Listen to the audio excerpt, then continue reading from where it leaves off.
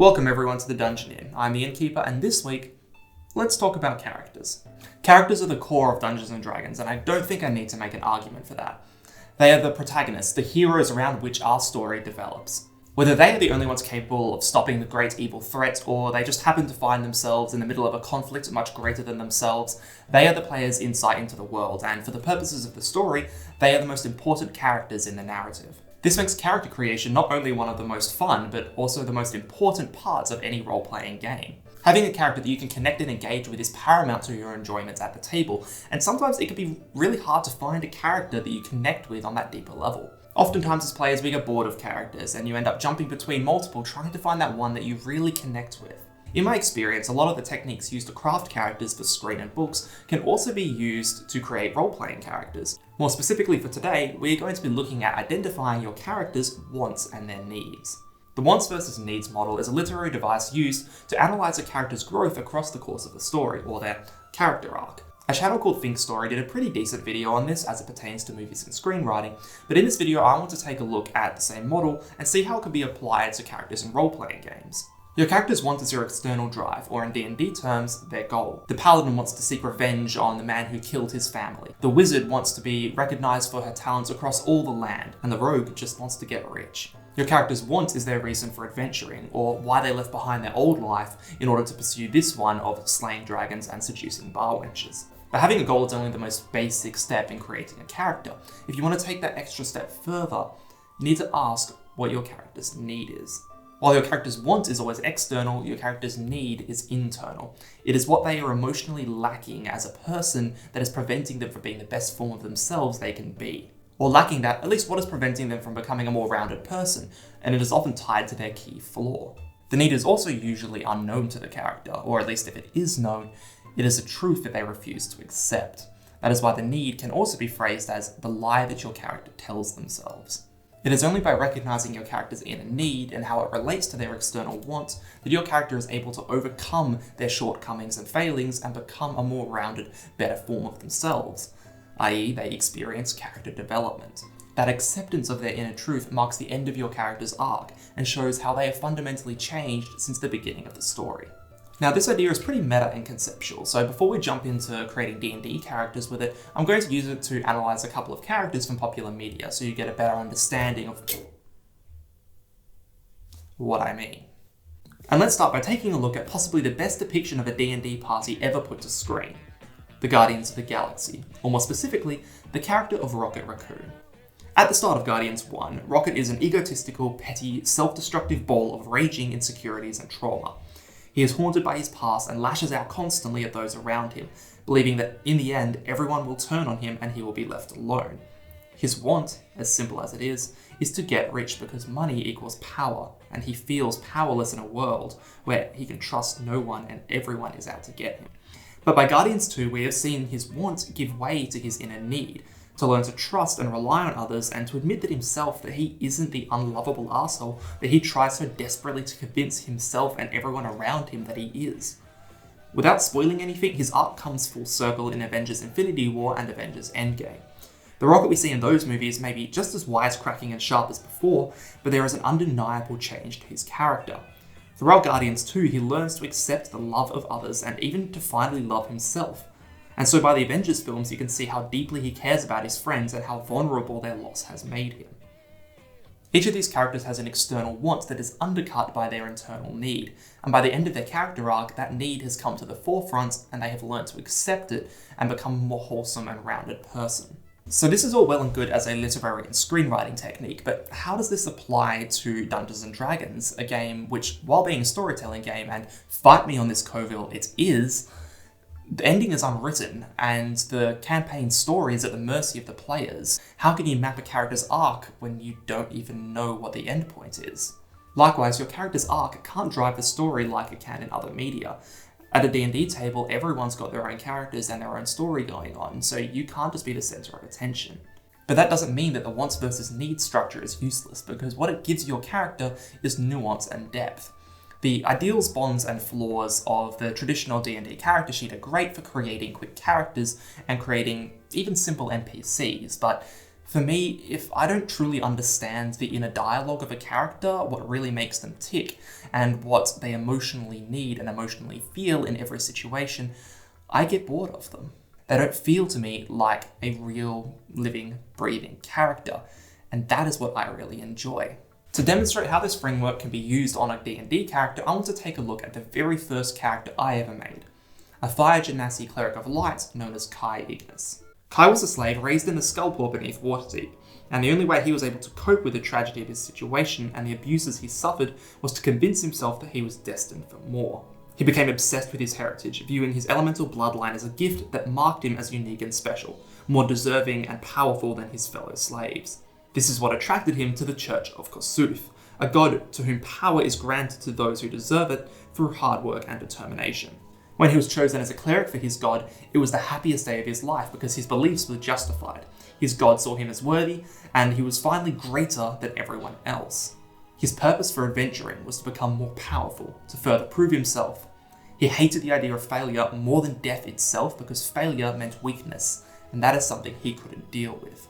That is, until we started playing, and then, because the early levels of 5e are pretty brutal, he got his ass handed to him left and right. I remember after we lost our first major encounter, Kai went to the local blacksmith and just started hammering at this bit of metal for hours and hours on end, taking out all of this rage, anger, and self-loathing that he had internalized at this failure.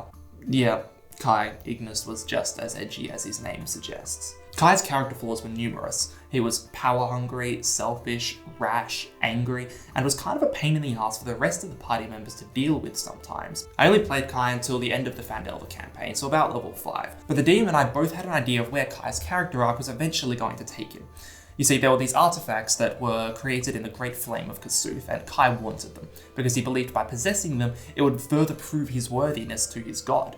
I don't know exactly what the DM had in store, but I suspect it was probably a dichotomous scenario where Kai had to choose between information pertaining to the artifacts, or even just the artifacts themselves, and the party. He would have to be given a choice between his want and his need. Because what Kai really needed was to let go of his fetishization of power, to accept that failure doesn't mean weakness, and that his party, his family, he doesn't have to prove anything to them because they can accept him for who he is. So Kai has a distinct want, power and the artifacts, but also a distinct need, acceptance of his failures and of himself, and realization that failure doesn't make him weak. To this day, Kai is probably one of my favourite characters I have ever created, and even though at the time I had no understanding of narrative structure or the wants versus needs paradigm, I can see now why the character stands out to me, because even though I didn't know it, I was creating a character that fit into this perfect character arc. He was, to me, a fully fleshed out character.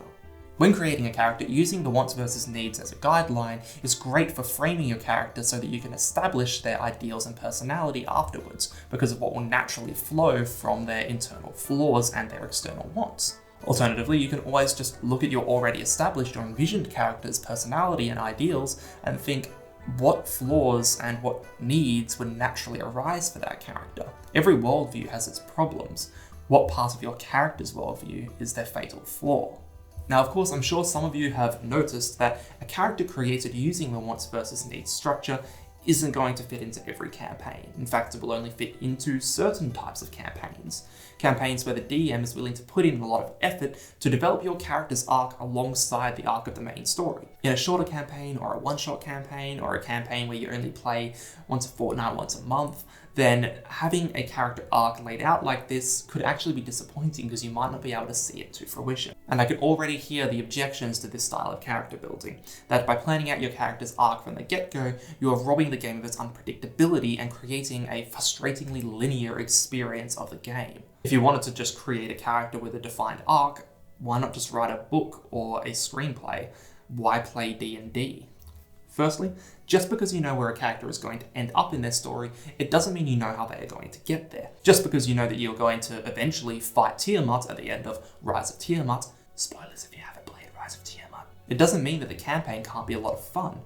It's the journey to getting to Tiamat that is the adventure of the campaign. Tiamat is just the final cumulative moment. You don't know what challenges are going to face your character along the course of the campaign, but by knowing your character's wants and needs and understanding them as a person, you'll be able to react accurately to whatever you're faced with. And actually knowing where your character is going to end up can actually come with a lot of benefits, because throughout the campaign, you and your DM can seed setups that eventually get paid off later on in your character's story or in the overarching story of your campaign. Secondly, you don't actually know where your character's arc is going to end. Your character could always die early, which is a tragic ending in and of itself because their arc was never fulfilled, but you could also choose partway through the campaign that your character might become a tragic hero whose vices in the end get the better of him. Alternatively, they could complete their need, but then realize that that need is only in service to an even greater need.